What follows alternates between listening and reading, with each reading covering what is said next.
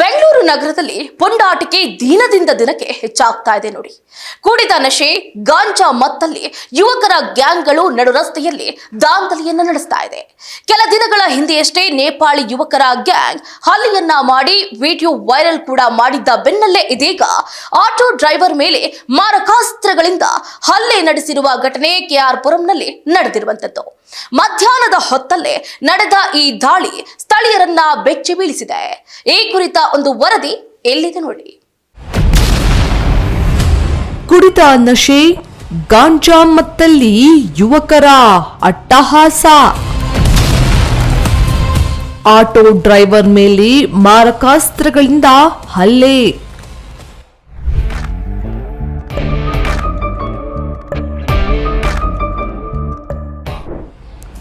ಪುಂಡಾಟಿಕೆ ಅನ್ನೋದು ಬೆಂಗಳೂರಿನ ಮೂಲೆ ಮೂಲೆಗೂ ವ್ಯಾಪಿಸಿದೆ. ಎಲ್ಲಿ ನೋಡಿದರೂ ರೌಡಿಸಂ. ಕೈಯಲ್ಲಿ ಮಚ್ಚು ಲಾಂಗು ಹಿಡಿದುಕೊಂಡು ಓಡಾಡೋ ಯುವಕರ ಗ್ಯಾಂಗ್ಗಳು ಜನರಲ್ಲಿ ಭಯ ಹುಟ್ಟಿಸುತ್ತವೆ. ಹೀಗೆ ಕೈಯಲ್ಲಿ ದೊಡ್ಡ ದೊಣ್ಣೆ ಹಿಡಿದು ಸಿನಿಮಿಯಾ ಸ್ಟೈಲ್ನಲ್ಲಿ ಆಟೋ ಡ್ರೈವರ್ ಒಬ್ಬನನ್ನ ಅಟ್ಟಾಡಿಸಿಕೊಂಡು ಹಲ್ಲೆ ಮಾಡುತ್ತಿರುವ ದೃಶ್ಯಗಳು ಇದೀಗ ಸಿಸಿಟಿವಿ ಕ್ಯಾಮೆರಾದಲ್ಲಿ ಸೆರೆಯಾಗಿವೆ. ಜೀವಭಯದಿಂದ ರಸ್ತೆಯಲ್ಲಿ ಓಡುತ್ತಿರುವ ಆಟೋ ಚಾಲಕ ಮತ್ತೊಂದೆಡೆ ಬೆನ್ನಟ್ಟುತ್ತಾ ಮಾರಕಾಸ್ತ್ರಗಳಿಂದ ಹಲ್ಲೆ ಮಾಡುತ್ತಿರುವ ಯುವಕರು. ಈ ದೃಶ್ಯಗಳನ್ನು ಕಂಡು ಸಾರ್ವಜನಿಕರು ಬೆಚ್ಚಿ ಬಿದ್ದಿದ್ದಾರೆ. ಈ ಭಯಾನಕ ಘಟನೆ ನಡೆದಿರೋದು ಬೆಂಗಳೂರಿನ ಕೆಆರ್ ಪುರಂ ವ್ಯಾಪ್ತಿಯಲ್ಲಿ. ಅದು ಕೂಡ ಮಠ ಮಧ್ಯಾಹ್ನದ ಹೊತ್ತಲ್ಲೇ ನಡೆದಿದೆ. ಸಿಸಿಟಿವಿಯಲ್ಲಿ ಸೆರೆಯಾಯಿತು ದುರುಳರ ಪುಂಡಾಟಿಕೆ. ಕೆಆರ್ ಪುರಂನಲ್ಲಿ ಪೊಲೀಸರ ಭಯವೇ ಇಲ್ವಾ? ಇನ್ನು ಗಾಯಗೊಂಡಿರುವ ಆಟೋ ಚಾಲಕ ವೆಂಕಟೇಶ್ ಪಾಪಯ್ಯ ನಿನ್ನೆ ಮಧ್ಯಾಹ್ನ ಸುಮಾರು 2:30 ವೇಳೆಗೆ ಎಸ್ ಕಾಲೇಜ್ ಬಳಿ ಪ್ಯಾಸೆಂಜರ್ ಡ್ರಾಪ್ ಮಾಡಿ ಆಟೋದಲ್ಲಿ ಕುಳಿತಿದ್ರು. ಈ ವೇಳೆ ಅಲ್ಲಿಗೆ ಬಂದ ಯುವಕರ ಗ್ಯಾಂಗ್ ಕುಡಿಯೋದಕ್ಕೆ ಹಣ ಕೇಳಿದೆ.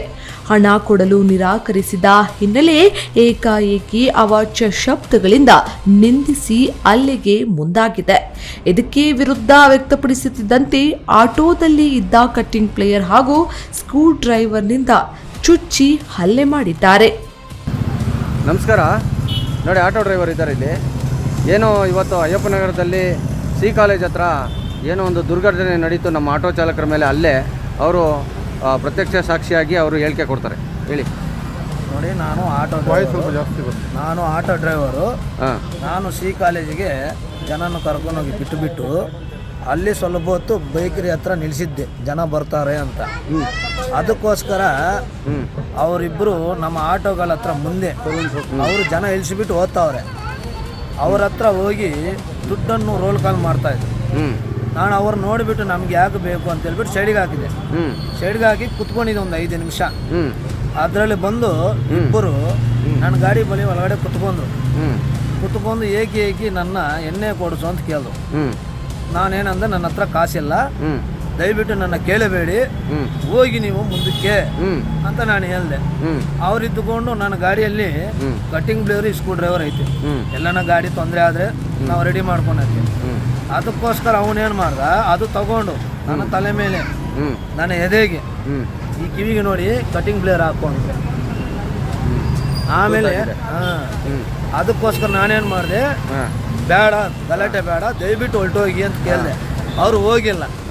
ನಾನೇನು ಆಟೋನಿಂದ ಕೆಳಕ್ಕೆ ಬೀಗ ತಗೊಂಡು ಆಟೋನಿಂದ ಕೈಯಲ್ಲಿ ಗೆಲ್ದೆ. ಆಮೇಲೆ ಏನು ಮಾಡಿದ್ರು, ಏಕಿ ದಾಳಿ ಮಾಡಿದ್ರು.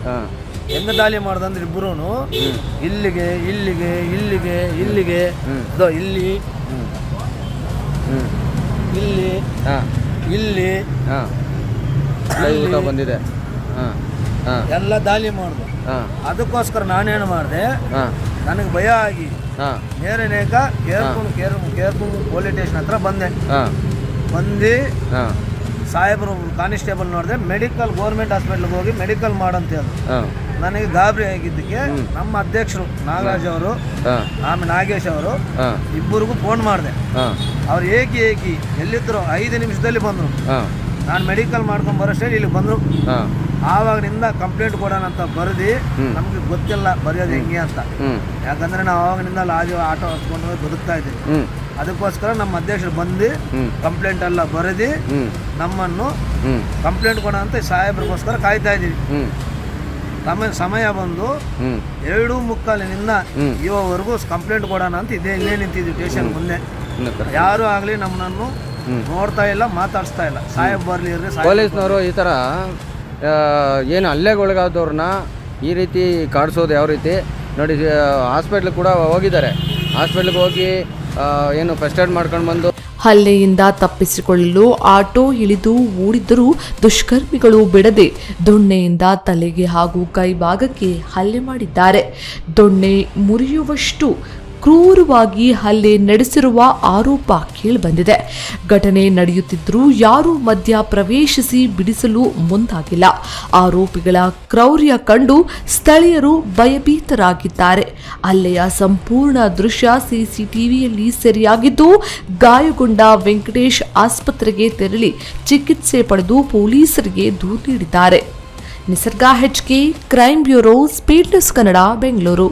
ನೋಡಿದ್ರಲ್ಲ, ಕೆಲ ದಿನಗಳ ಹಿಂದೆಯಷ್ಟೇ ನೇಪಾಳಿ ಯುವಕರ ಗ್ಯಾಂಗ್ ಹಲ್ಲೆ ನಡೆಸಿ ವಿಡಿಯೋವನ್ನ ವೈರಲ್ ಮಾಡಿತ್ತು. ಆದ್ರೂ ಆರೋಪಿಗಳ ವಿರುದ್ಧ ಕಟ್ಟುನಿಟ್ಟಿನ ಕ್ರಮವನ್ನ ಕೈಗೊಳ್ಳದ ಹಿನ್ನೆಲೆ ಪುಂಡರ ಅಟ್ಟಹಾಸ ಮುಂದುವರೆದಿದ್ಯಾ ಅನ್ನೋ ಪ್ರಶ್ನೆ ಮೂಡ್ತಾ ಇದೆ. ಇನ್ನು KR ಪುರಂ ಭಾಗದಲ್ಲಿ ಪೊಲೀಸರ ಬಗ್ಗೆ ಪುಂಡರಿಗೆ ಭಯಾನೇ ಇಲ್ವಾ ಅನ್ನುವ ಆತಂಕ ಕೂಡ ಸಾರ್ವಜನಿಕರಲ್ಲಿ ಮನೆ ಮಾಡಿದೆ. ಇನ್ನು ಈ ಪ್ರಕರಣದ ಬಗ್ಗೆ ಕಟ್ಟುನಿಟ್ಟಿನ ಕ್ರಮವನ್ನ ಕೈಗೊಳ್ತಾರಾ ಅಥವಾ ಇಲ್ವಾ ಅನ್ನೋದನ್ನ ಕಾದಷ್ಟೇ ನೋಡಬೇಕಾಗಿದೆ.